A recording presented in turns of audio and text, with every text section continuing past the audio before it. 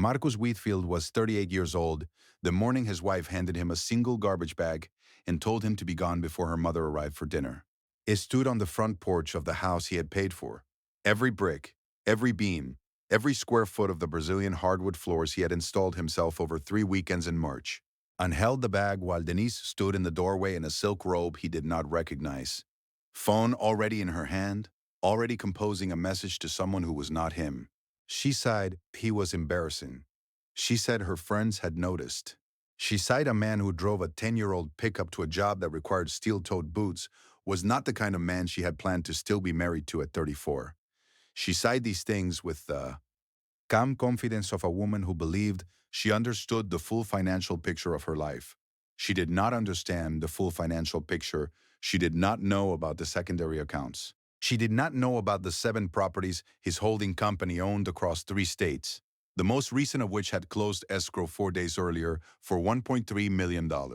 She did not know that the pickup truck she found embarrassing was registered to a fleet management entity that also held 18 commercial vehicles across 2 logistics contracts with the federal government. She did not know what Marcus had spent 11 years building while she watched.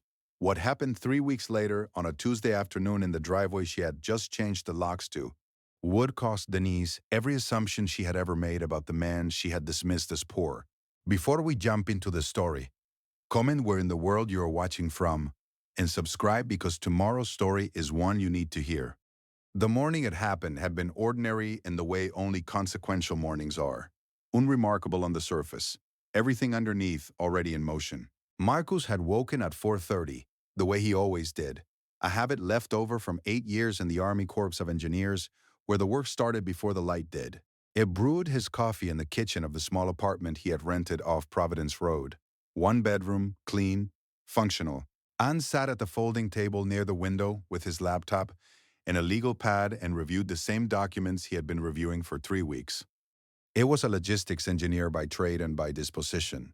His official title at the firm where he had worked for 6 years was Senior Infrastructure Coordinator, a job that sounded to most people like something involving spreadsheets in a mid-floor office.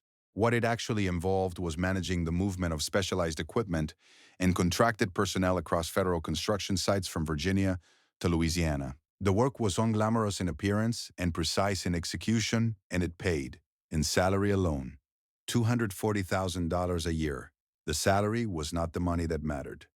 His grandmother, a woman named Estelle, who had raised him and his 2 younger cousins in a row house in southwest Philadelphia after his mother passed, used to say, "A man who tells everyone what he has doesn't have half what he says.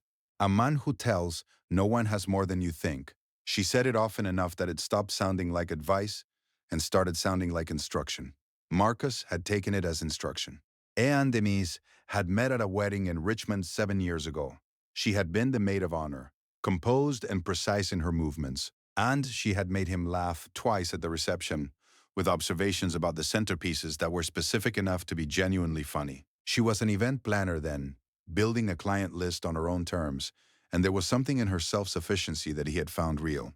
They dated for a year and a half. She was warm in private and sharp in company, and for a long time those felt like the same quality expressed in different rooms. The shift had been gradual. The way structural fatigue was gradual, invisible until the load became critical. Her friends changed. The events she planned became higher end, and her references for what counted as respectable moved accordingly. She began to describe Marcus's work in vague terms at dinner parties. She stopped introducing him to new people as an engineer and started saying he worked in government contracts, which was accurate but delivered in a tone that suggested toleration. He had noticed. He had logged it the way he logged everything, without reaction, without confrontation, just documentation. He was a logistics man. He tracked patterns. The signal had come 6 weeks before. She handed him the garbage bag. He had been pulling into the driveway after a site visit to a highway drainage project in Concord and had seen for the second time in 2 weeks a pearl-white Maserati idling at the corner. When he came inside, Denise was in the kitchen already dressed for an evening he had not been told about, kissing his cheek with the practiced ease of a woman who was thinking about something else. He clocked the car model and a partial plate. He filed it and said nothing and went to his workshop in the basement, and spent the rest of the evening rechecking measurements on a load-bearing wall modification he had been planning for the garage. Conversión. 2 weeks later, she handed him the bag and told him to leave. He left without argument. That was the first thing she had not expected. He sat in the Providence Road apartment that first night with the legal pad and a cold cup of coffee and wrote down everything he knew in the order he knew it. The house was in both names. That had always been his choice. He had believed in the marriage enough to build it on shared ground. The title was joint. The mortgage was paid in full from an account Denise knew existed. What she did not know was that the account she saw was one of four, and the smallest. He opened his laptop and navigated to the property management portal his holding company used. 7 properties. The oldest was a duplex in Charlotte's Plaza Midwood neighborhood he had purchased at 26 with a construction loan and a lot of sweat equity. The newest was the commercial mixed-use building in Raleigh, whose escrow had just closed. Combined assessed value, $4.1 million.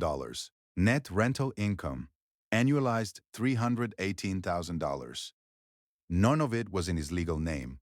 All of it was structured under a Delaware holding entity his corporate attorney had set up 9 years ago, before the marriage, which meant it existed completely outside the marital estate under North Carolina law.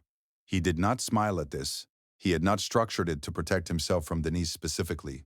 He had structured it because his grandmother had given him instruction and because he was an engineer and engineers built redundancy into every system. He was not angry. He was operational. The next morning, he called his attorney, a man named Gerald Okafor, who worked out of an office in uptown Charlotte and who had been handling Marcus's corporate structure since the third property purchase. Gerald had a voice like low-frequency machinery, unhurried. Carrying, when Marcus explained what had happened, Gerald was quiet for a moment and then said, "She handed you a garbage bag?" "Single bag, white kitchen variety." Gerald said, "All right, come in Thursday." The same afternoon, Marcus drove to his uncle Raymond's house in Rock Hill.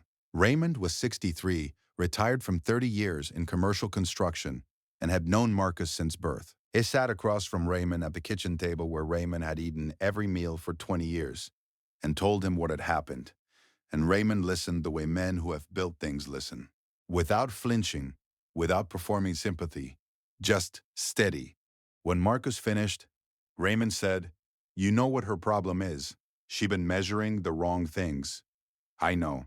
She looked at the truck and the boots and made her calculation. Raymond shook his head slowly. Woman didn't know she was looking at the architect and calling him the laborer. He poured them both a glass of sweet tea, and they sat a moment in the quiet. Then Raymond said, "The Maserati? White one?" Marcus looked at him. "Kelvin Marsh. I know his family from the industry. His father ran a general contracting firm out of Ballantyne. Kelvin inherited it 3 years ago, ran it into the ground in 2. Raymond set down his glass. "Filed Chapter 11 last spring. That firm owes subcontractors across 4 counties, including a plumbing outfit my old foreman works for." He looked at Marcus evenly. "That car is leased." Marcus was quiet for a moment. "You have documentation on the bankruptcy?" "Public record. I'll send you the case number tonight." Marcus drove back to Charlotte in the dark, thinking about load distribution, about how a structure that looked strong from the outside could be hollow at its core if the wrong materials were used in the framing, about how experienced engineers knew this and checked. He had checked.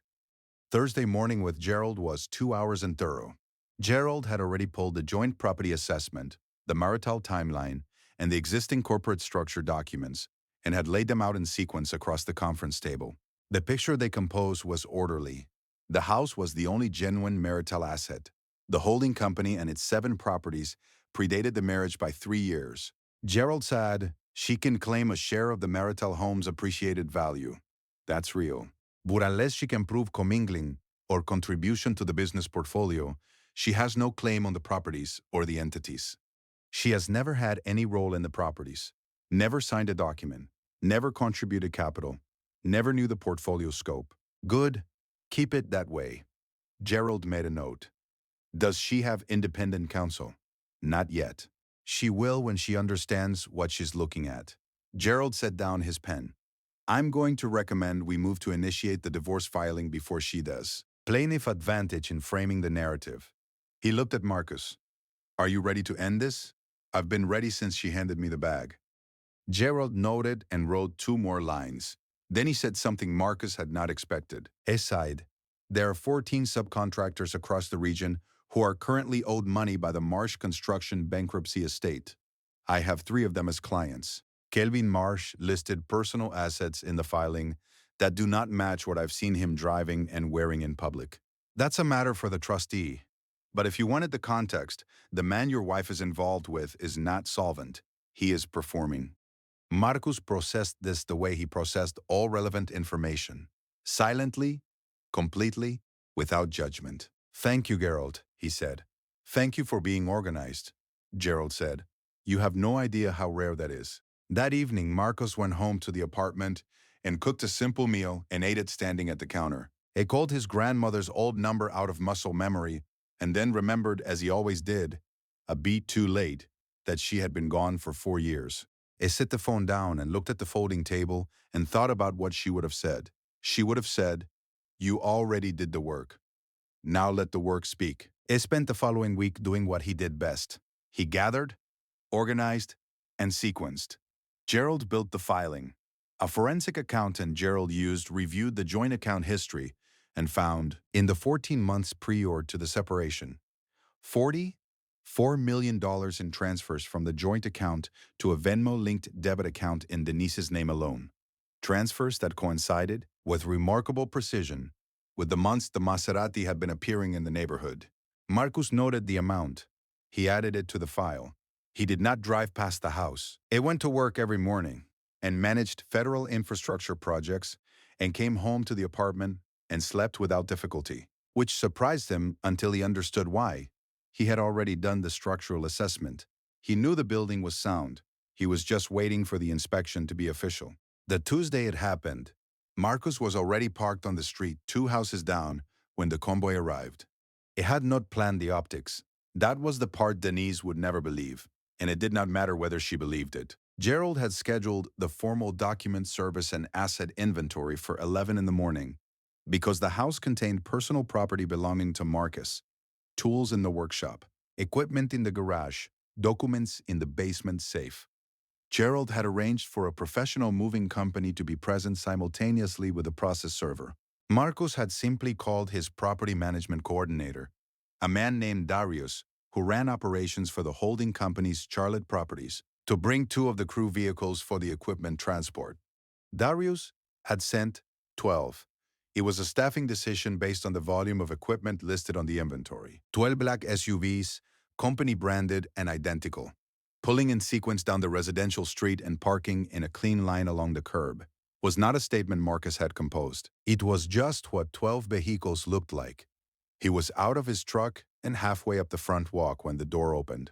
Denise stood in the doorway in the same silk robe. A different one, he registered, cream instead of black, and looked past him at the street. He watched her expression move through its stages the way he watched structural analysis process. Input, calculation, output. The output, when it arrived, was a stillness he had not seen on her face before. Kelvin Marsh appeared behind her in the doorway and looked at the street and then looked at Marcus, and the calculation on his face resolved into something that was not confidence. Marcus sighed. Harold is inside already. The process server has the filing.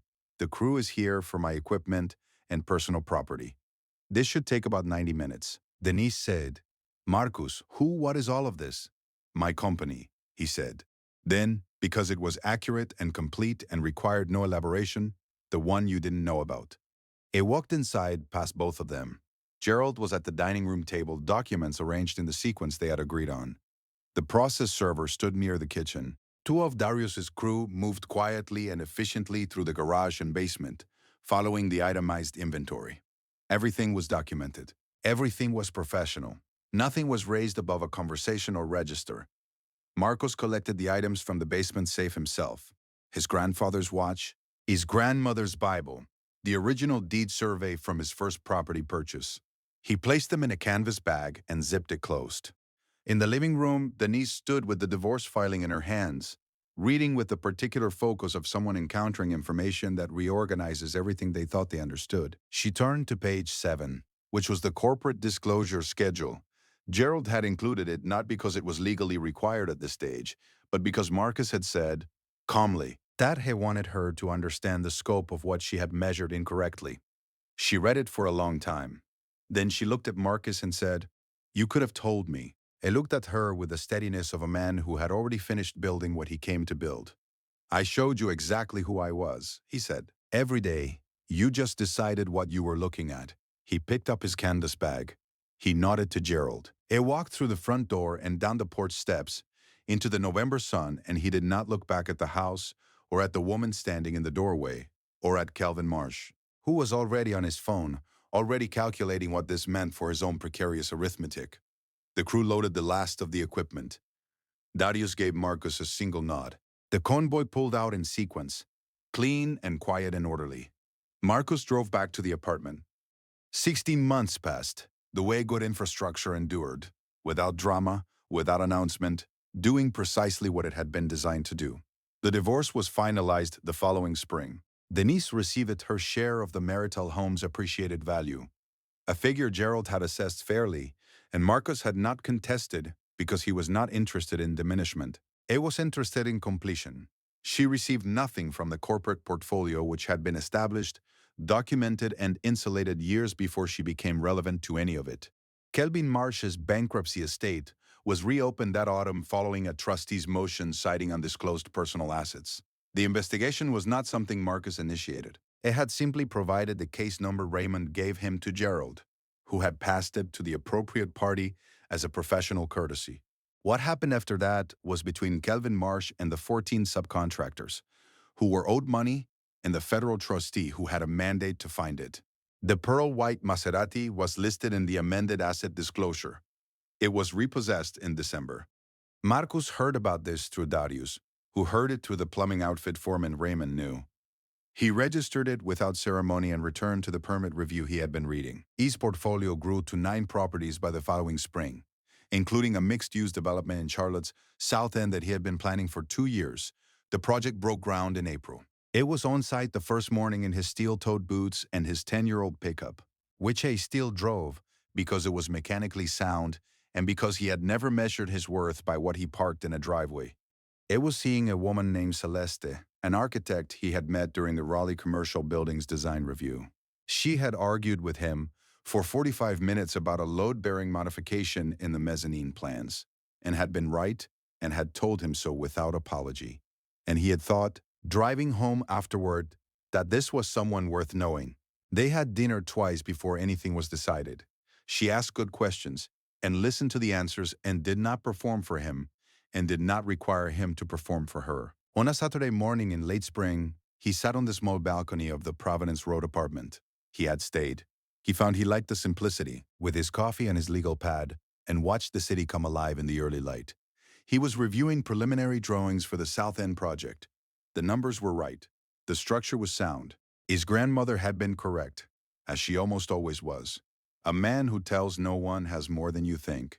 He thought about that, and about Estelle, and about the row house in southwest Philadelphia, where she had taught him by example that the most durable things were built quietly, without announcement, by people who understood that the work itself was the argument.